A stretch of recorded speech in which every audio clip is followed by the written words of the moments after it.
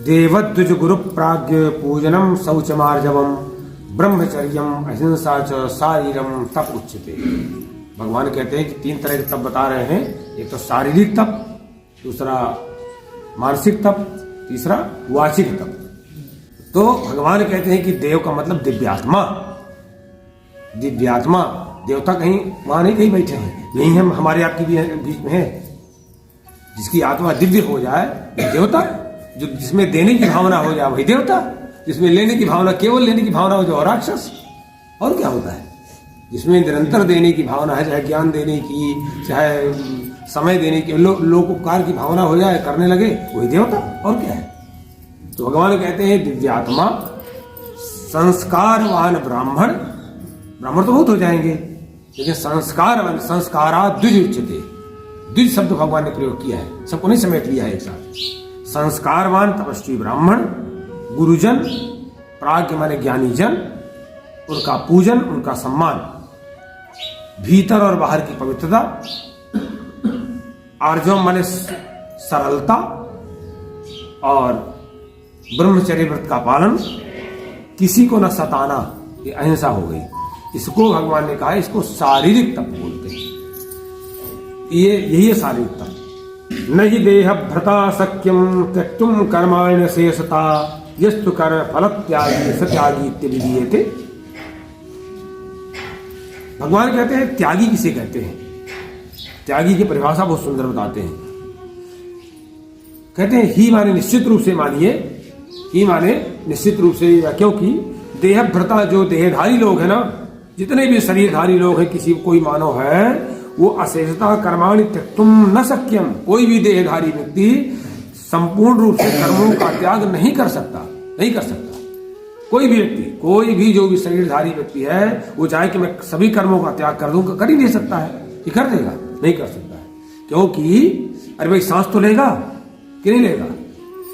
शरीर, मन, इंद्रियों के द्वारा जो भी एक्टिविटी होती है, जो भी क्रियाएं होती हैं, उसका नाम है कर्म।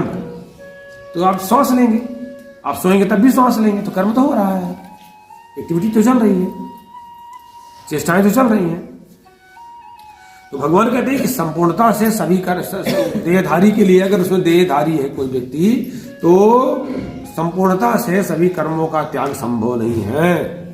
इसलिए भगवान कहते हैं यस्तु कर्म फल त्यागी, जिसने अपने कर्मों के फल को त्याग दिया है।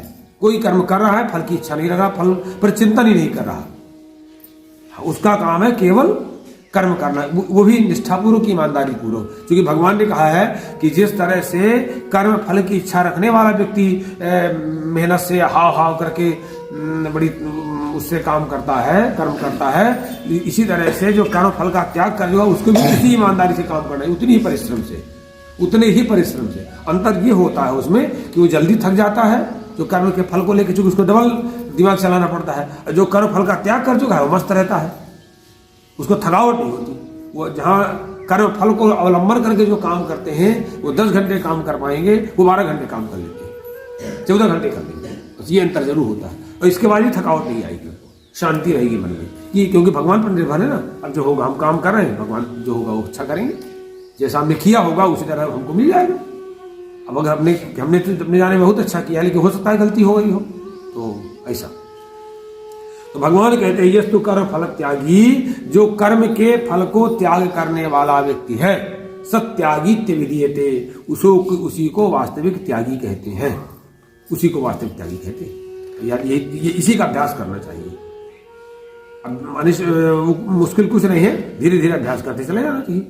अनिष्टमिष्टम मिश्रम च त्रिविधम कर्मणः फलम बहुत त्यागिनाम प्रेत्य सन्यासिनाम कुचित।